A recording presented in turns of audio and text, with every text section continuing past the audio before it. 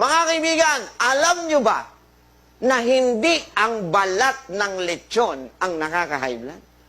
Oh, good news, ha? Ayos. Eh, ano? Ha? Ano? Buto. Ha? Buto ng lechon na nakaka-high blood. Buto? Oh, Pambihira ka pa. Paano nangyari buto yun? ako yung Tol? naimbitahan sa isang handaan. Oh, Pagdating ko, nakita ko yung lechon. may lechon. Puro buto na lang. Ano nangyari sa'yo? Na-high blood ako to. Ang lechon baboy ay isang popular na pagkaing Pilipino na karaniwang inihahanda sa mga espesyal na okasyon. Kahit na ito ay may mataas na fat content at calories, may ilang benepisyo rin ito sa kalusugan, ngunit dapat pa rin kainin sa karamihay.